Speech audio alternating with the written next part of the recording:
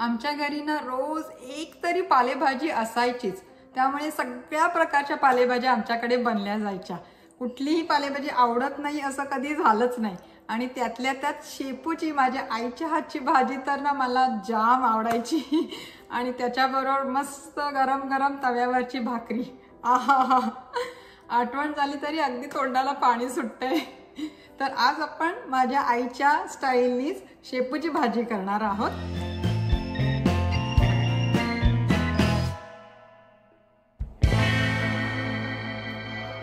मस्त वास येतोय। चला तर मी तुम्हाला आधी त्याचं साहित्य दाखवते। शेपू, कांदा, लसूण, कढीपत्ता, हिरव्या मिरच्या, मुगाची डाळ, ओलं खोबरं, जिरं, मोहरी, हळद, हिंग, मीठ आणि फोडणीपुरतं तेल। आता हा शेपू आपण आधी निवडून घेऊयात। आता ते स्वच्छ पाण्याने धुवून घेते 3-4 वेळा।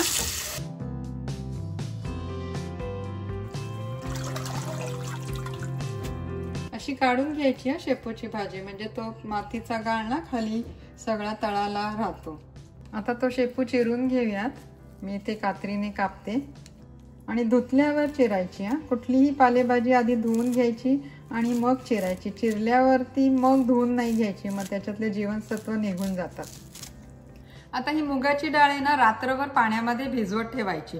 अगदीच जर का रात्रभर नाही जमलं ना तर निदान 4-5 तास तरी भिजवत ठेवा। पण जेव्हा तुम्ही डाळी वापरताना तेव्हा त्या पाण्यात भिजवूनच वापरत जा, कारण त्याच्यामुळे काय होतं, ती डाळ ना आपल्याला पचायला हलकी होते। म्हणजे आपण काय करतो, आपल्या पचन संस्थेवरचा भार आपण जरा कमी करतो। अशा या छोट्या छोट्याच गोष्टी, छोटे छोटेच बदल ना हे रोज पण सातत्याने रोज रोज रोज नेहमी करायचे असतात। मग आपल्याला त्याचे बदल आपल्या शरीरात घडताना दिसतात। ही मुगाची डाळ मी रात्रभर भिजत ठेवली होती। आता ती गाळून घेते आणि परत एकदा पाण्याने धुवून घेते। आता हे पातेलं गरम करायला ठेवलेलं आहे, त्याच्यामध्ये थोडंसं कोकोनट ऑइल घालते। इथे जरा गार झाले त्याच्यामुळे हे कोकोनट ऑइल शिजलंय, ते तापू देत तेल। तेल आता गरम झाले, त्याच्यामध्ये मोहरी घालते।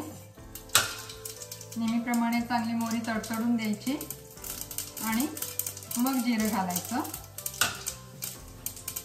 कढीपत्ता पण नेहमीप्रमाणे चुरून, म्हणजे छान वास येतो त्याचा आणि कढीपत्ता मग खाल्ला जातो म्हणून चुरून घालायचं।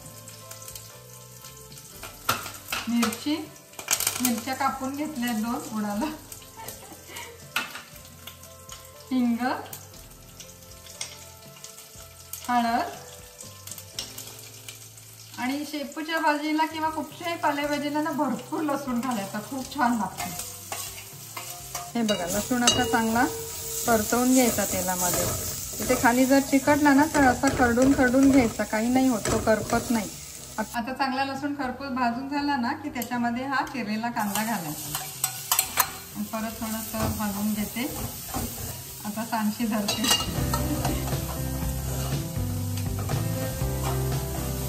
गॅस बारीकच आहे, तो बारीकच ठेवते आणि त्याच्यावरती 1-2 मिनिटं झाकण ठेवून देते कांदा शिजण्यासाठी। आता झाकण उघडते, 2च मिनिटं ठेवलेलं आहे। कांदा थोडा शिजलेला आहे, तर त्याच्यामध्ये थोडंसं गरम पाणी घालते आणि पटकन गरम पाणी घातल्यावरती ना झाकण घालून ठेवून द्यायचं, म्हणजे तो वास लसणाचा ना सगळा त्या भाजीला राहतो। आता ते पाणी उकळलं की मग त्याच्यामध्ये आपण ती धुवून घेतलेली मुगाची डाळ आहे ना ती घालायची आणि परत बारीक गॅसवर झाकून ठेवून देते। ती डाळ शिजू देत, मग तुम्हाला मी दाखवते।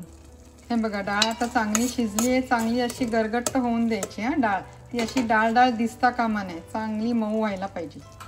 आता त्याच्यामध्ये हा चिरलेला शेपू घालते। ही डाळ आपण इथे वरती शिजवली ना, तशी तुम्ही डाळ ती कुकरमध्ये पण आधी शिजवून घेऊ शकता आणि मग ही शेपू आधी घालायची आणि मग ती थोडीशी शेपू शिजली की मग ती डाळ, शिजलेली डाळ त्याच्यामध्ये ऍड करायची। आता हे हलवून घेते आणि त्याच्यामध्ये ऑलरेडी पाणी आहेच डाळीसाठी घातलेलं, जर लागलं तर थोडंसं वरून घालायचं आणि आता झाकून बारीक गॅसवर शिजायला ठेवून देते। आता उघडून बघूया, भाजी शिजली आहे का? 7 मिनिटं झाली आहेत, बारीक गॅसवर शिजते, शिजलेली वाटते। हे बघा, हे असं गरगट्ट होतं एकदम छान आणि न आवडणाऱ्याला पण शेपूची भाजी आवडू शकते ही अशी केली तर।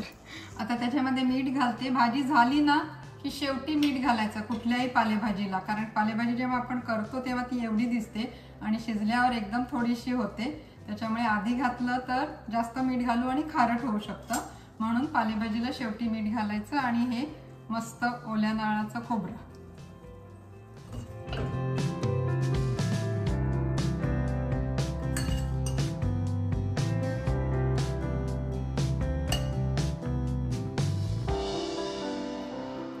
मस्त वास येतोय.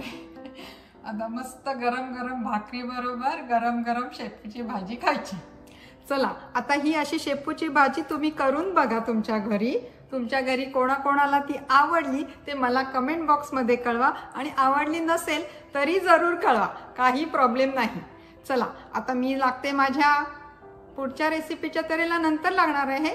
त्याच्या आधी मला स्वतःला योगा करायचा आहे, आणि ऑनलाईन मी स्त्रियांसाठी योगाचे क्लास घेते. तो एक क्लास आहे. मग तो झाला की मी मस्त गरम गरम भाकरी बनवणार आहे, आणि मग ह्या शेपूच्या भाजी बरोबर भाकरीसोबत मी ती शेपूची भाजी खाणार आहे. चला, तोपर्यंत तुम्ही मात्र मस्त खा आणि स्वस्त रहा.